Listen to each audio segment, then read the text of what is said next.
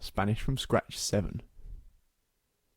In this podcast, we're going to introduce one of the most Spanish features of the Spanish language. We're going to look at two verbs which both mean the same thing. We're looking at the verbs ser and estar.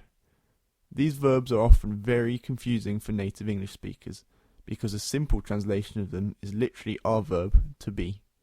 However, to native Spanish speakers, these verbs are completely separate from each other, so we'd better learn to use them as well. I'm here with Liz again. How are you, Liz? ¿Cómo estás? Hola Rob, muy bien, de nuevo acá, haciendo lo que me gusta. Excellent, doing what she likes. So, as always, we're going to start with a few mini dialogues. We'd like you to listen to these and see if you can guess what they're about. Number 1. ¿Quién eres? Soy Rob. Number 2. ¿Dónde estás? Estoy en Londres. Number 3. ¿Eres abogado? No, soy artista. Number 4. ¿Estás contenta? Sí, estoy muy feliz. Okay, so let's hear those again, and this time we'll go over what they mean. Hopefully you could guess, but now we'll just go over exactly what they mean. So, number 1 was ¿Quién eres? Soy Rob. Should be easy enough. Do you remember quién? Quién is a question word, and it means who. So, quién means who, and eres is from the verb ser, meaning to be. We met this verb in the first podcast. It's a strange conjugation, actually. Ser, the conjugation for ser, is completely irregular, unfortunately. It's conjugated, eres is conjugated for tú, meaning you, informal. So, with quién eres, Liz is saying, who are you? And then I say, soy Rob. Can you remember what soy means? So that's right. It's another strange conjugation of the verb ser, this time for yo, which is I.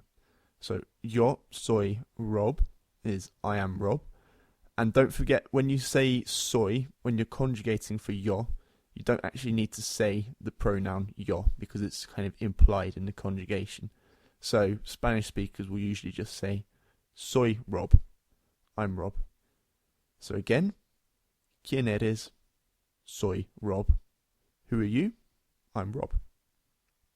And then the second mini dialogue was ¿Dónde estás? Estoy en Londres. Remember, ¿dónde means where. Estás comes from the verb estar, also mean to be. Confusing? No. Don't worry about it now. We are gonna check why we use a different verb in a little while. I said, estoy en Londres. Estoy comes from estar. This time conjugated for yo, I. So, where are you? I'm in London. ¿Dónde estás? Estoy en Londres. Wow, you said that really quick. Do you think you could repeat the phrase a bit more slowly for our listeners? ¿Dónde estás? Estoy en Londres. Thank you. Sorry. All right, and then the next one. ¿Eres abogado? No, soy artista. Remember eres from our first podcast?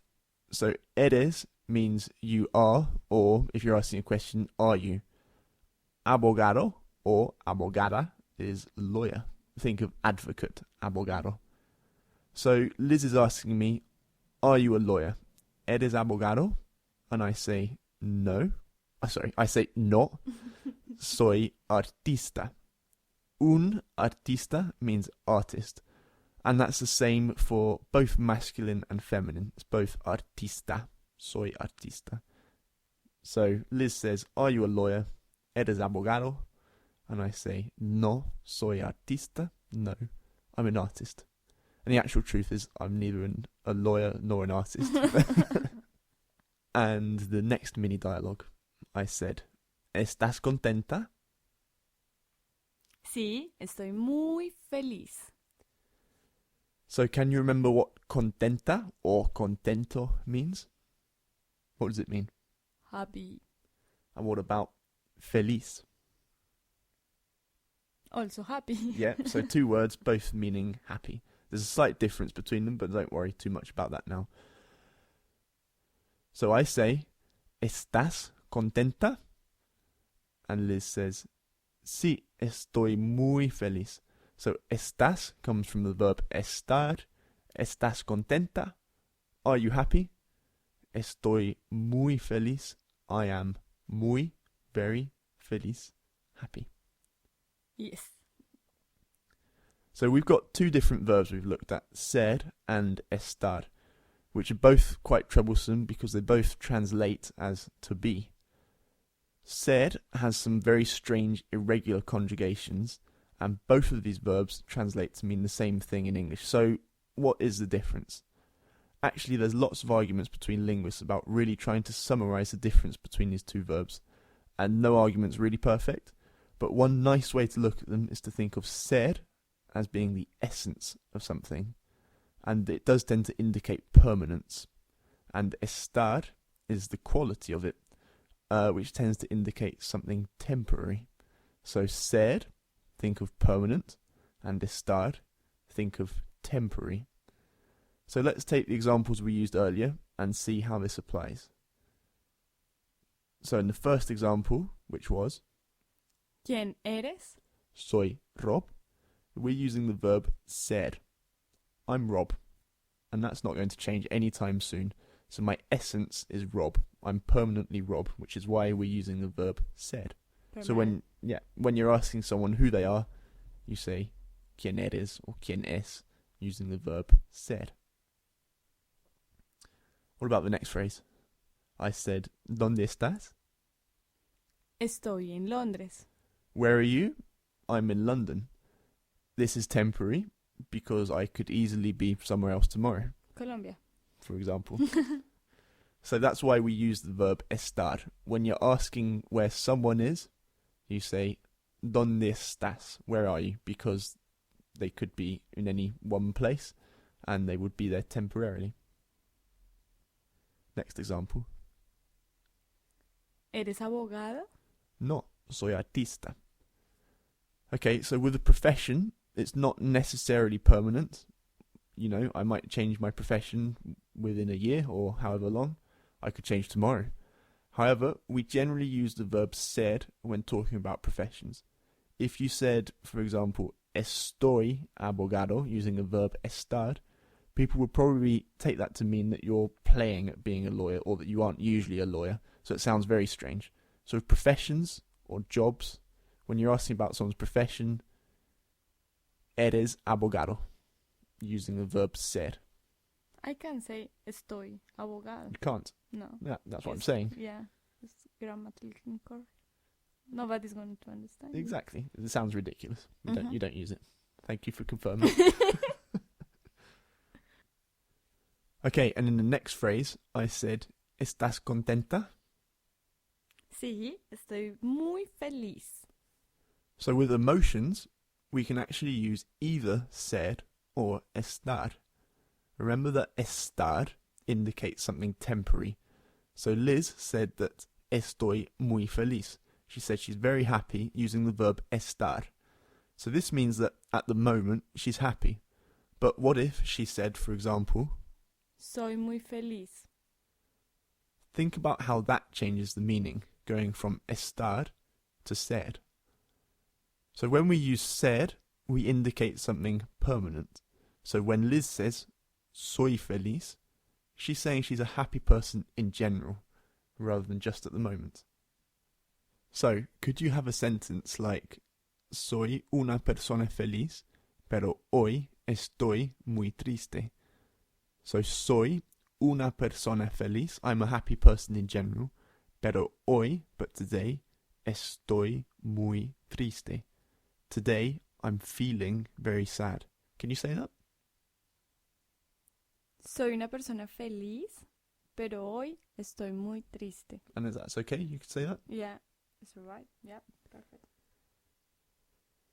Okay, so far, we've only looked at the conjugations for yo and tú. Here are the rest of the conjugations. Listen to Liz and repeat. And also rewind this section a couple of times to make sure you've got it. These are completely irregular verbs, so don't be frustrated if it takes you a little while to memorize them. So listen and repeat. So first, the conjugation for ser. Yo soy. Tú eres. Él es. Ella es. Usted es. Nosotros somos. Vosotros sois. Ellos son. Ustedes son. And the conjugations for the verb estar. Yo estoy. Tú estás. Él está. Ella está. Usted está. Nosotros estamos. Vosotros estáis. Ellos están. Ustedes están. So let's do a quick test to see if you've memorized those. We'll start with estar. We'll say the pronoun, and you conjugate the verb. Tú. Tú estás. Ustedes. Ustedes están. Él. Él está. Yo. Yo estoy. Ellos. Ellos están. Nosotros. Nosotros estamos. And then the verb ser. Tú. Tú eres. Ellos. Ellos son. Él. Él es. Nosotros. Nosotros somos. Yo. Yo soy. Now we're going to try a little translation exercise. We'll tell you a sentence in English, and then you have to decide whether to use either estar, remember, which is temporary, or ser, which is permanent. And there's a bonus point if you can also conjugate the verb correctly. So, number 1. The car is red. El coche es rojo. But there's another way of saying car in Spanish, isn't there? How do you say it in Colombia? El carro es rojo. Okay. So, car can be coche in Spain or carro in South America. Carro. Car- Carro. Carro. Yeah, thank you. All right, next sentence. Rob is in Barcelona. Rob está en Barcelona. Number 3. Liz is happy. Yo estoy feliz. Or Liz está feliz. Yep, and remember you can actually use either ser or estar. But we're saying está because we're meaning right now Liz is happy. Liz está contenta. Or Liz está feliz. Next one. Rob is a boring man.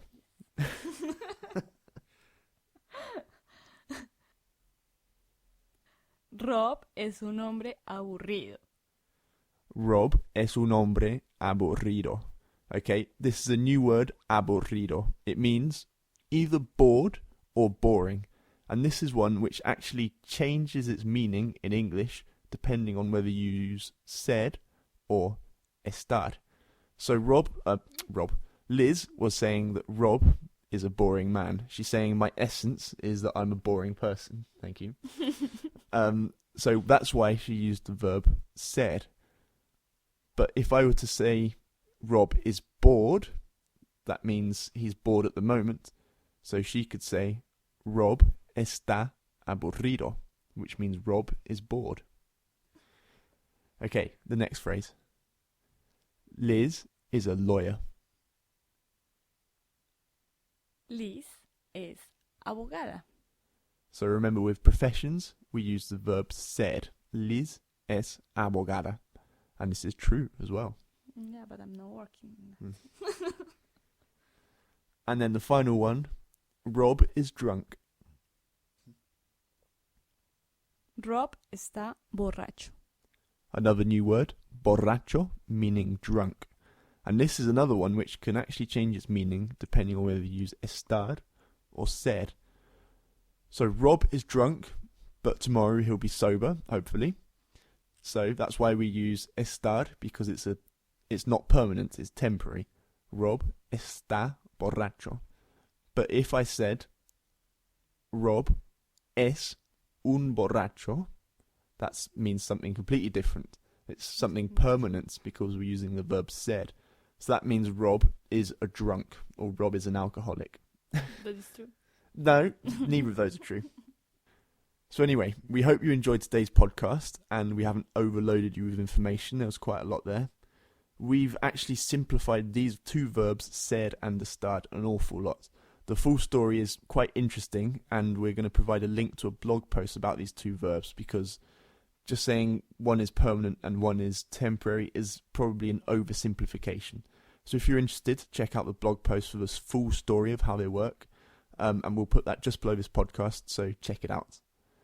As always, you can get a full transcript and notes to this podcast and all of the others by visiting us on SpanishObsessed.com, and it's completely free.